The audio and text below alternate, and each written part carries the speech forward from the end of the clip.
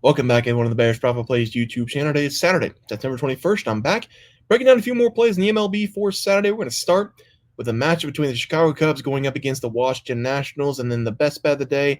I can't get enough of it. The Phillies going up against the New York Mets. Four more player props, with the two best player props being towards the end of the video. Hope everybody enjoys their Saturday, and let's break down some ball. All right, guys, getting to this recap graphic for Friday night. Currently 2-0 on the best bets. Kind of looks like the board from yesterday. 2-0 on the best bets right now.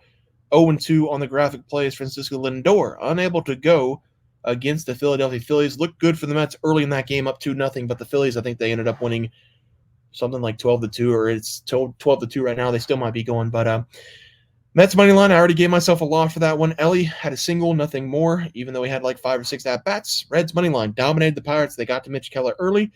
Corbin Burns shut out the Tigers through 7. I think 7. 8 strikeouts, 90-something pitches. And then Taylor Ward, he has a single. He's going to have 2 more at-bats going up against the Astros. Hopefully, we can sweep the best plays of the day. Here it is right now. 1-0 on the game pick, 1-0 on the player props.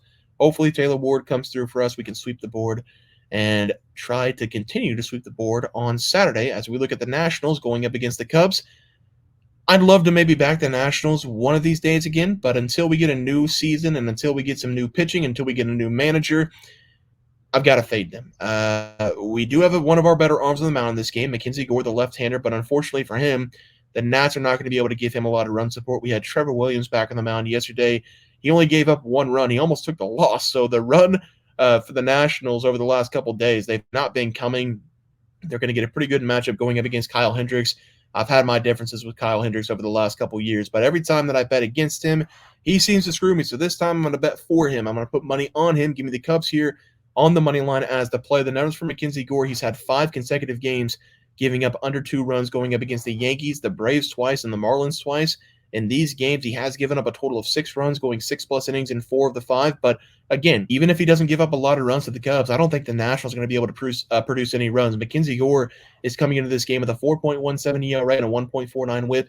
And if I was going to be fair, which I am, I would consider those to be bad numbers on the season, even though he played for the Washington Nationals. For Kyle Hendricks, is coming into this game with a bad number, 6.25 ERA, 1.49 WHIP. The only difference is that the Cubs, over the last several months, they have found a way to put up runs on the board. A lot of his bad numbers for Kyle was earlier in the season as well. He's been pretty good over the last couple of games, giving up less than 2 runs in 3 consecutive. He's coming off a good game against the Rockies at Colorado, only giving up 2 hits, 1 run being a solo shot. So he's been pretty good. Again, I've struggled betting against Kyle Hendricks, so hopefully this time the Cubs can come through for me. I'm going to take the Cubs here on the money line as the play. For the player props on the screen, I'm going to go with Ian Happ of the Cubs to go over 1.5 bases going up against the Nats. And surprisingly enough, Kyle Hendricks has actually been pretty good at limiting his hits over the last couple games. And Mackenzie Gore is coming out of his last game, giving up 5+ hits in 8 of the last 10 games that he's been in. So I'm going to attack him in this game, even though I really don't want to. I've said this many times about Ian Happ since the All-Star break, and I've been taking him more often since the All-Star break. He's been one of the best players on this Cubs team.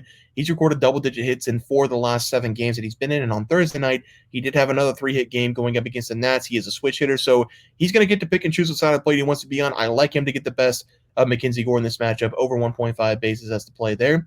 Let's go over to the best play of the day. We're going to be looking at the Phillies going up against the Mets again. I know a lot of people probably are tired of me talking about this series, but it's the most important series of the MLB over the last couple weeks. This one, though, it does scare me a little bit. We lost with the Mets on the money line last night. I'm going to take them on the money line this time to win the game. Again, it's a must-win series. Even if they don't sweep them, they've got to try to win every game they can. I'm going to take them on the money line. I do like Chamonix in this game on the mound for the Mets, going up against Ranger Suarez of the Phillies. It does scare me because Ranger Suarez has been good this season, but hopefully we get Francisco Lindor back in the lineup. He wasn't there Friday. Hopefully we get him Saturday.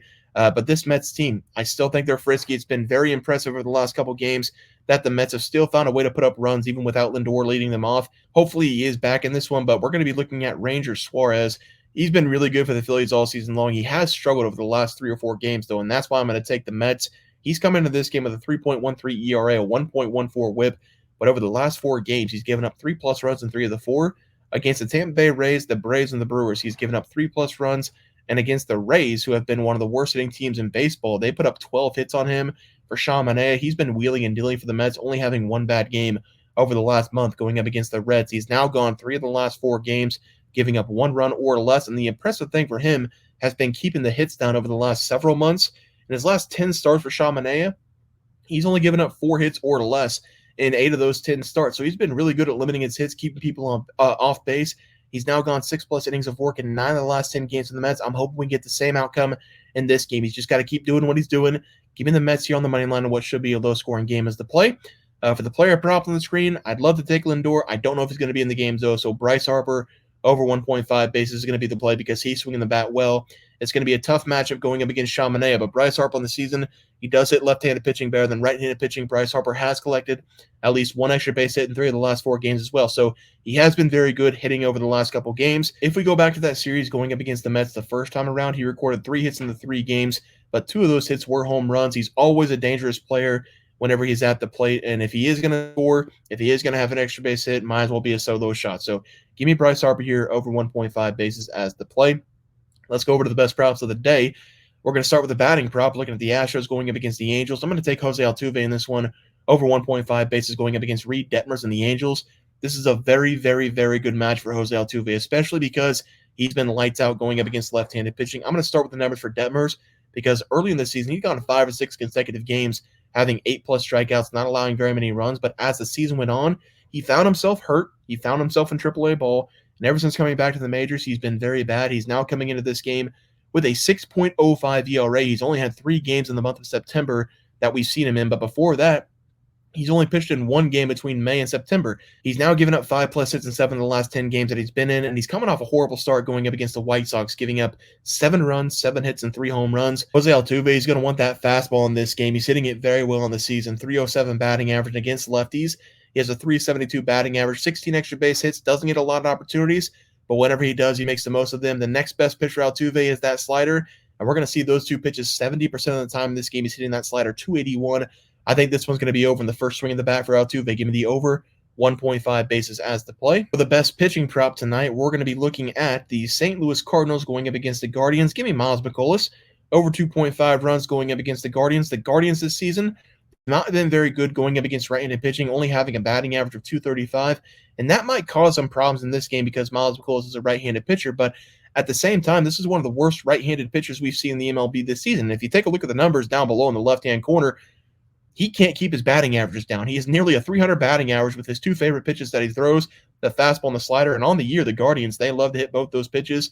Miles Mikolas, he's now coming into this game with a 5.49 ERA, giving up 7+ hits in 7 of the last 10 games that he's been in. And he's also given up 2+ runs in 9 of the last 10 games that he's been in as well. He's also given up 1+ home run in 4 consecutive games. And I do think the Guardians, all they got to do here is get a couple people on base and then let the big bats try to hit one over the fence. The Guardians as a team, they crush the fastball. They have several people with a high plus run value going up against that pitch. They're very good. They're also very good with slug percentage against the fastball this season. They're also good against off-speed pitches, including the slider. So I like them to put up a lot of runs against Miles, over 2.5 runs as the play there. Let's go over to the recap graphic. We're going to be taking the Cubs on the money line going up against the Nats. Ian Happ over 1.5 base against the Nats. Bryce Harper over 1.5 base against the Mets. Mets on the money line against the Phillies. And then Jose Altuve over 1.5 bases, getting that matchup against Reed Detmers. Miles Mikolas over 2.5 runs going up against the Guardians. Guys, that's going to do it for the MLB picks and props for Saturday, September 21st slate of games. If you guys enjoyed the content, please sure drop a like on this video and subscribe channel below. See you guys next video, and thanks for watching.